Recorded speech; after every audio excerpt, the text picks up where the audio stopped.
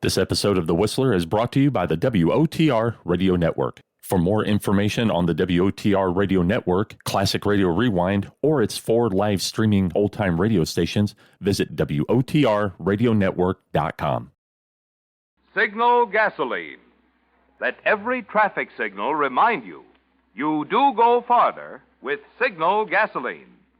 Yes, you do go farther with Signal.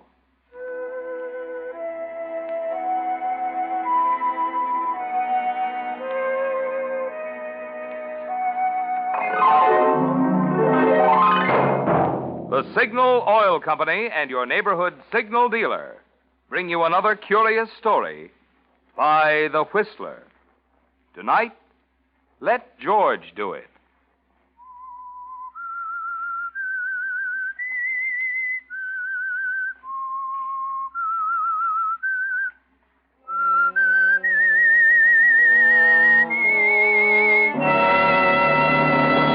I am the Whistler. And I know many things, for I walk by night.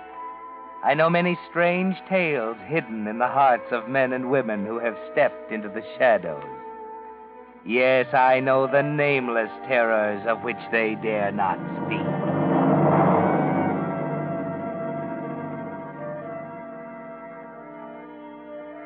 Cathy was beautiful. There was no denying it. A redhead, one of the all-too-rare variety, with pale white skin and big, luminous brown eyes. Delicate, fragile as a Dresden doll. Her beauty was always there for her to depend on when she got into a tight spot. That is, until she met an artist named Alan Blair and fell in love with him. Until then, men were nothing more to Cathy than a source of amusement, an endless parade of suckers, ready to jump when she crooked her finger. But Alan didn't jump. He didn't melt when she flashed her irresistible smile. He didn't come running to comfort her when she pouted. Maybe that's why she fell in love with him. And maybe that's why one day she told him about it. What? What did you say? I love you, Alan. Oh, no, not that. Alan! Alan, stop it. After all, Cathy, did you think I'd fall for that? But it's the truth. You never loved anyone in your life, darling. Except yourself. You don't know what it feels like. You're wrong, Alan. I mean... Sit over there. Please, Alan. No, that won't work either. There you are. Yeah.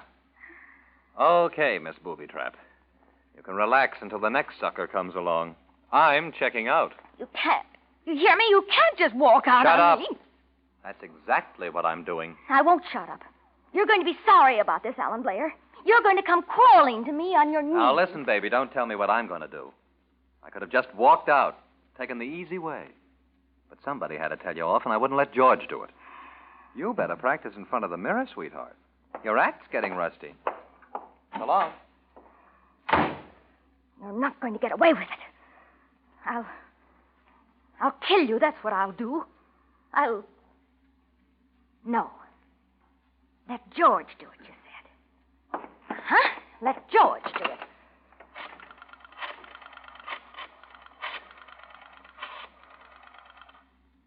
Hello?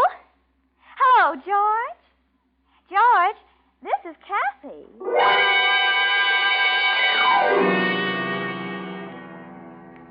You can work fast when you want to, Cathy. 3 weeks later, the people of Evansburg are stunned when you announced your marriage to George.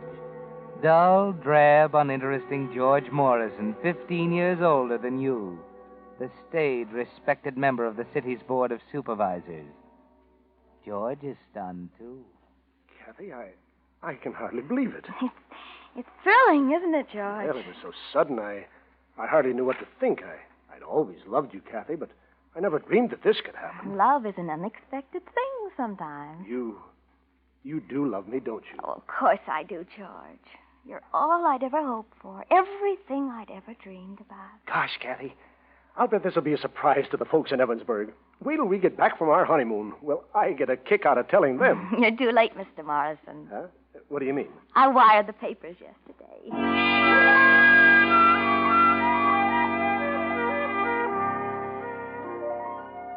Yes, Cathy, you're interested in getting the news around, aren't you?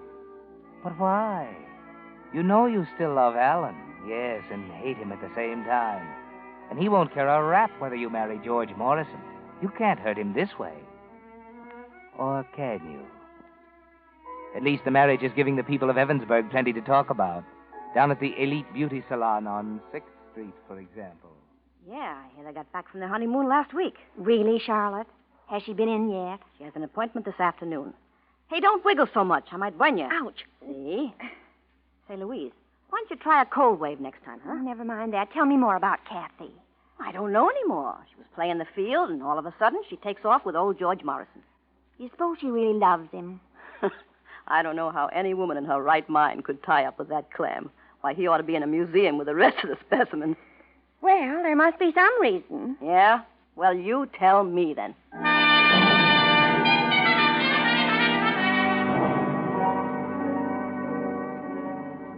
George, dear. Yes, Cathy? George, you remember what we talked about on our honeymoon? No. What? My portrait. Oh, yes, the painting. Well, you haven't mentioned it, George. Frankly, my dear, I'd forgotten it.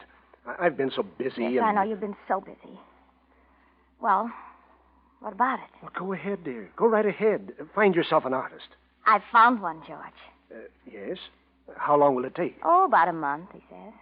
He must work rather fast. That's not very long. Yes, I know, but I think it will be long enough.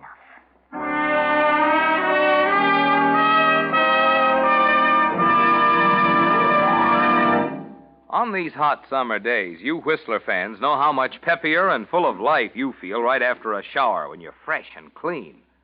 Well, that goes for your car's motor, too. Yes, a clean motor is naturally a more efficient motor. That's why it's so important these days to use the modern, solvent-refined motor oil that helps keep your motor clean. Signal 4-Star Motor Oil. You see, because of solvent refining, which is the latest, most costly process known to oil engineers, Signal 4-Star Motor Oil actually forms less carbon.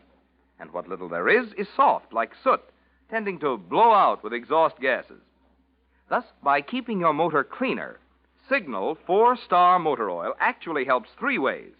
1, keeps your motor running peppier, smoother, quieter. 2, cuts down on the repair bills often caused by hard, abrasive carbon. And 3, helps stretch ration gas.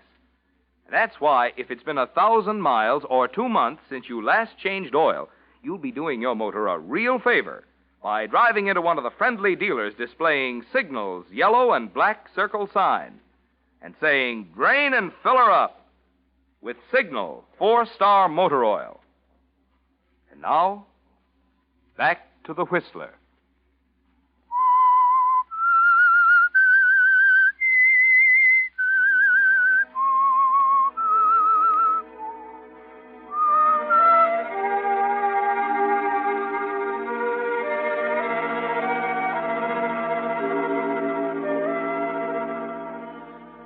No, Cathy didn't marry George Morrison for money or social position.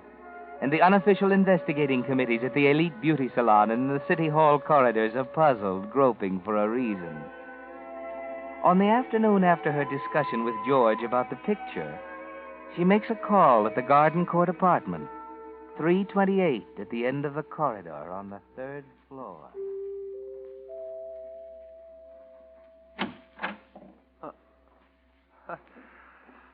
Hello, Cathy. Hello, Alan. Well, that takes care of the greetings. Are you going to ask me yet? I don't know. Was this trip really necessary? Please, Alan. All right. Come in. Thank you. Oh, you have a nice apartment. These are your murals, aren't they? Mm-hmm. They How long are. have you been here? A month. Sit down. Thanks.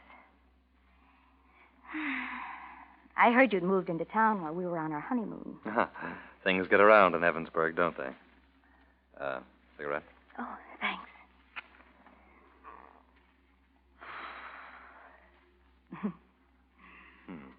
Good to see you again. Comfy? Yes? Okay. Okay, what? Spill it. What do you want? Don't be like that, Alan. I'm not fond of quiz programs, sweetheart.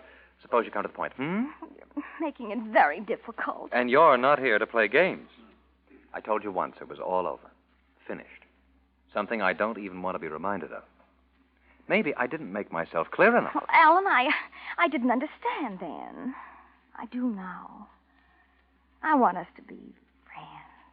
Why? Well, Aha, I've got you there, haven't I? You're a very pretty girl, Cathy. You look swell on magazine covers. But I don't want you in my apartment. Now, suppose you run along. I'll see you in a few years. You don't understand, Alan. George, that's... I know, your husband. Well, he wants me to have a portrait done.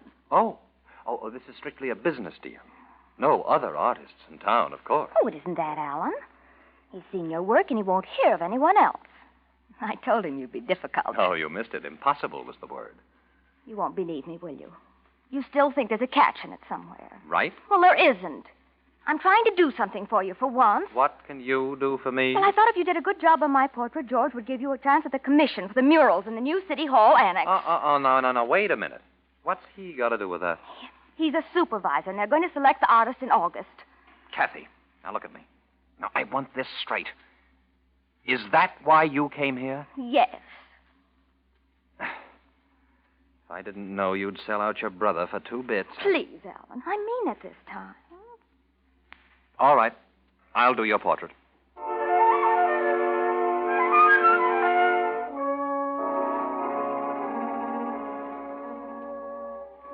You could hardly keep from laughing out loud, Cathy. It was quite a triumph. You're thinking now how important that portrait's going to be to you, how necessary it will be for Alan to finish it on time. You tell him George must have it in a hurry, how you and he will have to work late at night. And you can imagine what a conversation piece that's giving them down at the Elite Beauty Salon. And she was there till almost midnight? That's what Jessie said. She lives on the same floor, you know. His studio's in the penthouse on the roof, and she heard him up there till 10 minutes to 12. I wonder what old man Morrison thinks of that. Well, Henry sees him every day down at the City Hall. Seems happy as a lark. Well, maybe he doesn't know. Of course, we could be wrong. They haven't been seen out together yet.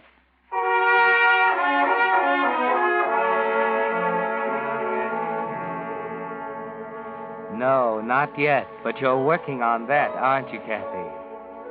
While Alan works, you're making careful notes, the way his apartment is laid out, with his living quarters on the 3rd floor and the studio upstairs and the penthouse on the roof. Hold still, Cathy. The light's bad enough without you changing position every minute. I'm sorry, Alan. Oh, excuse me. Yes? Okay. Well, what else? Oh, yeah, that'll be fine. About 8. 9:15. What? Every night the phone rings at exactly 9:15. Oh, that's Manuel. I set my watch by him. Who's he? The houseboy downstairs. Calls every night to catch my order for breakfast. Oh. Well, no. Alan, I'm awfully tired. Couldn't we go downstairs for a drink? I don't know. It might not look so hot. Oh, don't be ridiculous. Okay. 10 minutes. That's better. Is there a mailbox around anywhere? Yeah, there's a chute by the elevator. Oh, good. I'll drop this off on the way down. Almost forgot it.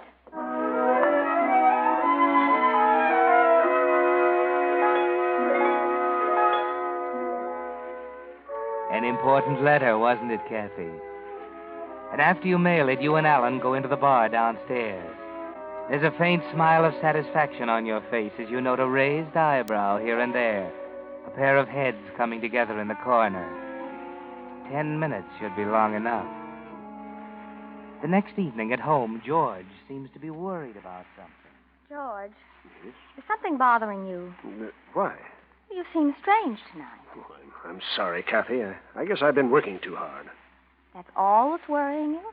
Well, What is it, George? It's so stupid I shouldn't even tell you.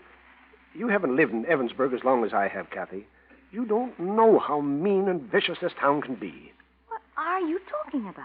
It's about Alan Blair. What do you mean?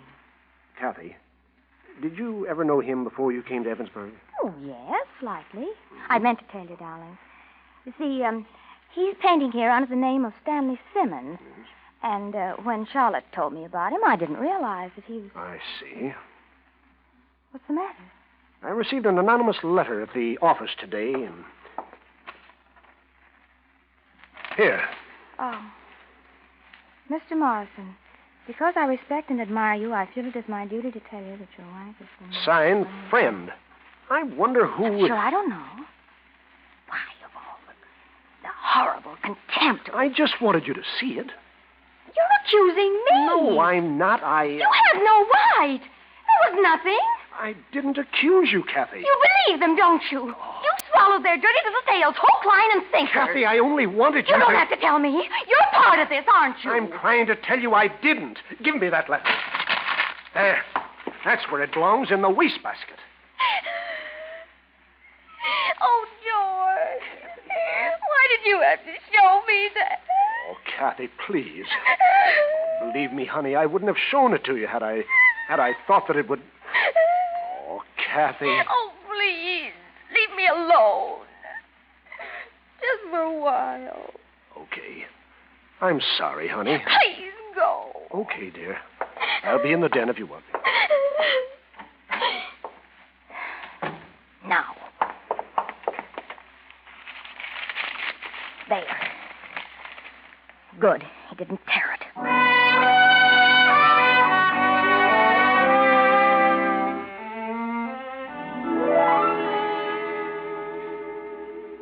Well, Cathy. Hello, Charlotte. I'm sorry I'm late. Oh, that's all right, dearie. Kind of slow this afternoon anyway. Here, let me help you with your things. Oh, thanks. I don't know what I'd do without you, Charlotte. I'll hang your jacket up. Well, I suppose you want a shampoo and a facial. Mm-hmm.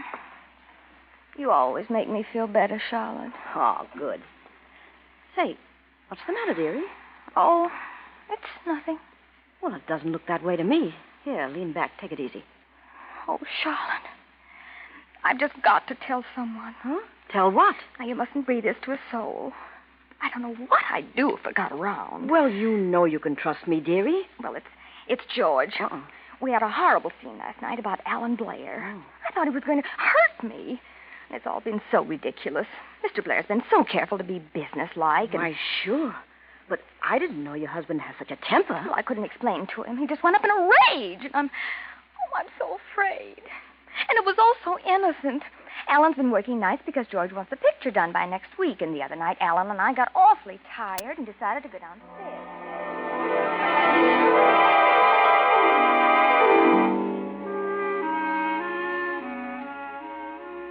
Devoted, gullible George.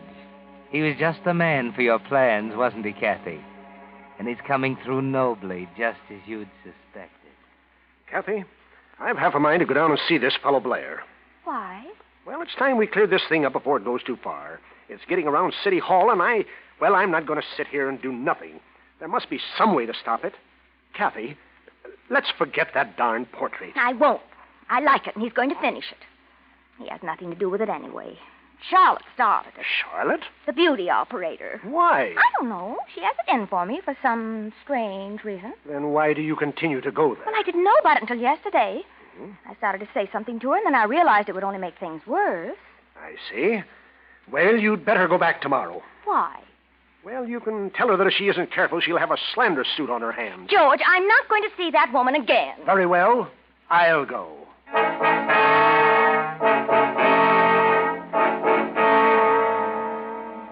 You're in the clear, Cathy.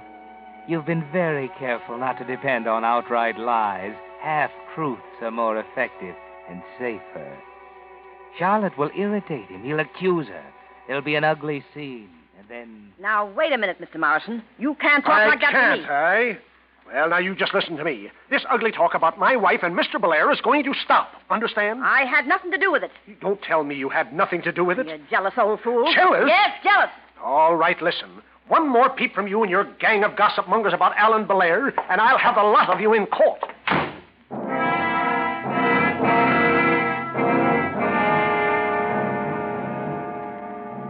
Well done, Cathy. It's there now. He's shown his hand in public. and nothing he does from now on can change it. Murder comes in two parts, you see, motive and opportunity. The motive is complete, solid. You've cemented every brick in place with those clever, delicate hands of yours. Now, the opportunity. Hello, dear. George! Oh, George, I'm glad you're home. Why, what's the matter? Oh, I've been terrified all evening. What? There's been a man out there. He was looking in the window. Did you call the police? Well, the phone's dead. I couldn't. Well, this is serious. I'm going to call the police. No, don't leave me here. Well, you can come along. George, the police can't be here all the time while you're away at all those meetings. Well, we'll see about that. Well, George, I'd feel a lot better if there was a gun in the house. A gun? Yes. At least I'd have something to rely on. I don't know. You're asking for trouble with a gun in the house. You give the other guy a good reason for shooting first. So you don't care? You'd just as soon I were alone here at night with a prowler in the house. Oh, it's not that, Cathy. I just don't... I do. If I meant anything to you, you wouldn't even discuss it. All right, Cathy. I'll buy a gun tomorrow. Now let's go and see the police.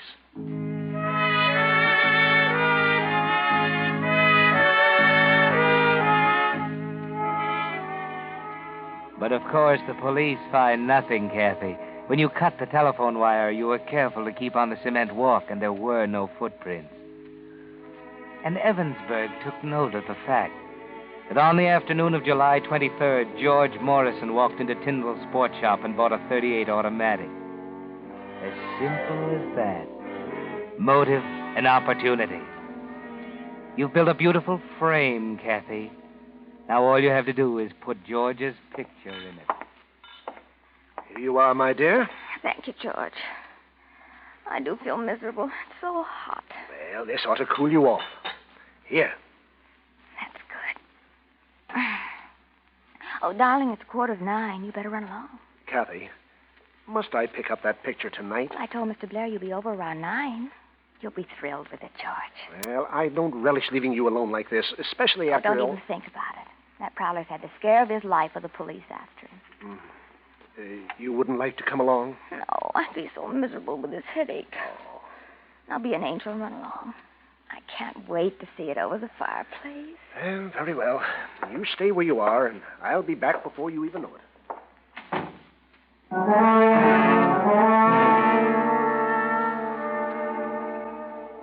He's gone.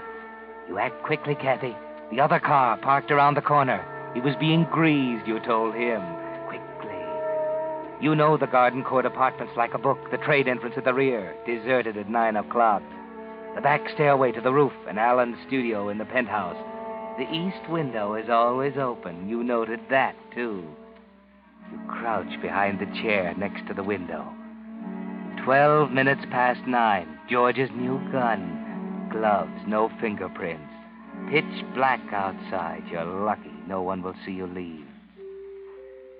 And there's George arriving right on the dot. You knew he would. Now, just one more piece of luck and you're in. Just one more. The telephone has to ring at 9:15 with Manuel's breakfast routine. And Alan has to come up to the penthouse to answer it. The seconds seem like hours. You can hardly breathe, Cathy. Waiting. He can't fail this time.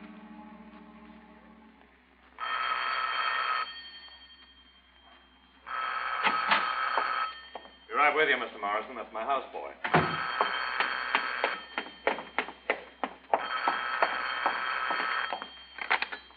Hello? Yes? Uh-huh.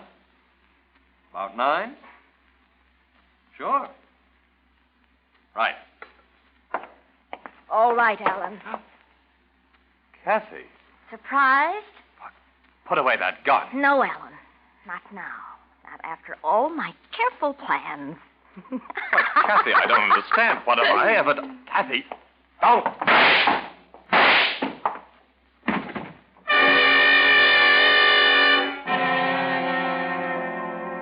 It's done. Now. Careful, Cathy. Don't be too obvious.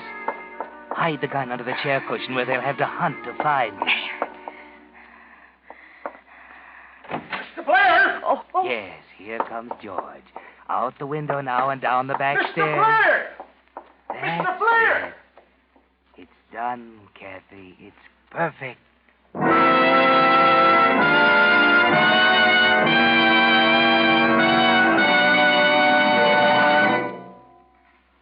Whistler will return in just a moment with the strange ending of tonight's story. Meantime, a question for you drivers. Are you getting as many miles per gallon from the gasoline you're now using as you did before the war? Well, the answer is yes if you're using Signal Go Farther gasoline. For it's true, you still go as far as before the war with Signal. And I'll tell you why.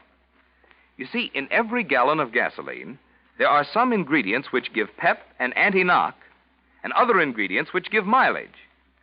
Well, those anti-knock ingredients are the ones reserved for war. That's why Signal Oil Company frankly admits no gasoline today can give you all the pep and anti-knock you found in pre-war gasoline, and which you'll be enjoying again in even further improved Signal post-war gasoline. But those mileage ingredients, which made pre-war Signal famous as the Go Farther gasoline, they're still in today's Signal formula. And in addition, new mileage-giving hydrocarbons have been added. That's why, if you're interested in stretching your gas stamps, and who isn't, you'll find it's as true today as before the war. You do go farther with Signal gasoline. And now, back to the Whistler.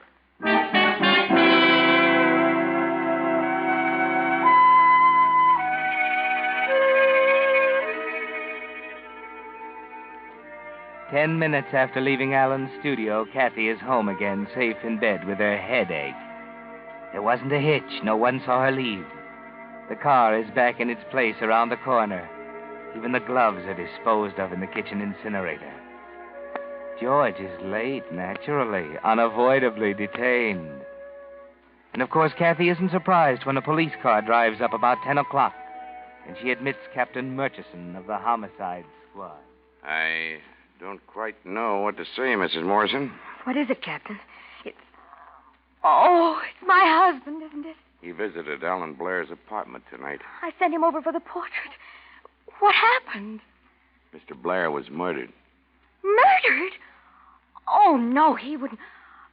George was jealous, but he wouldn't. He didn't. What?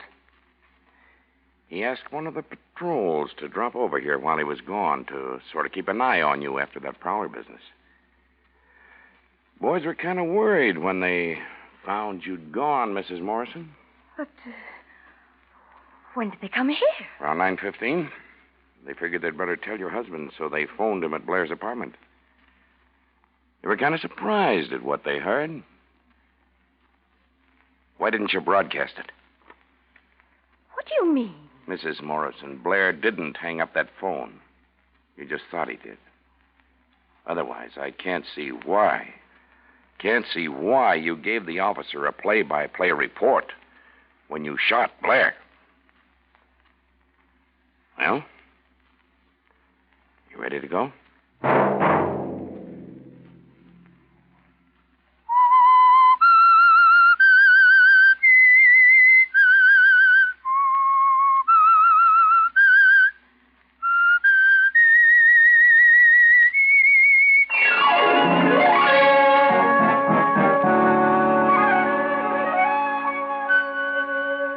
Next Monday at 9 o'clock, The Whistler will bring you another strange tale. The Whistler is broadcast for your entertainment by the marketers of Signal gasoline and motor oil and fine quality automotive accessories, and by your neighborhood Signal dealer. This program, directed by George W. Allen, with tonight's story by Ann Lockwood, music by Wilbur Hatch, is transmitted to our troops overseas by the Armed Forces Radio Service. This is Marvin Miller speaking, and suggesting that you let every traffic signal remind you that you do go farther with Signal gasoline. Yes, you do go farther with Signal. This is CBS, the Columbia Broadcasting System.